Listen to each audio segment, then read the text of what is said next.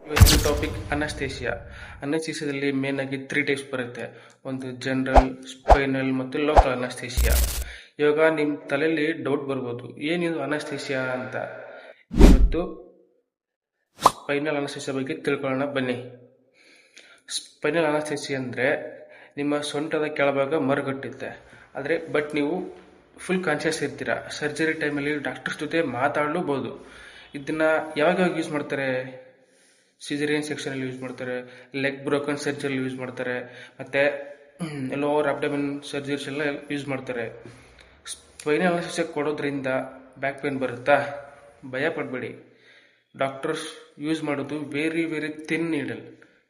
ಅದನ್ನ ಪರ್ಫೆಕ್ಟಾಗಿ L3 L4 space ಮಧ್ಯ ಸ್ಟ್ರೈಟಾಗಿ ಸಬ್ಬರಾಕ್ನಾಯ್ಡ್ ಸ್ಪೇಸ್ಗೆ ಕೊಡ್ತಾರೆ. It's highly safe and secure. ಇದು ಸ್ಪೈನಲ್ ಅನಸ್ತೇಸಿಯಾ. ಇವತ್ತು ಸ್ಪೈನಲ್ ಅನಸ್ತೇಸಿಯಾ ಬಗ್ಗೆ ತಿಳ್ಕೊಂಡ್ರಿ. ನೆಕ್ಸ್ಟ್ ವಿಡಿಯೋದಲ್ಲಿ ಜನರಲ್ ಅನಸ್ತೇಸಿಯಾ ಮತ್ತು ಲೋಕಲ್ ಅನಸ್ತೇಸಿಯಾ ಅಂದರೆ ಏನು, ಯಾವಾಗ ಯೂಸ್ ಮಾಡ್ತಾರೆ ಅಂತ ಹೇಳ್ಕೊಡ್ತೀನಿ. ಫಾಲೋ ಮಾಡ್ಕೊಳ್ಳಿ.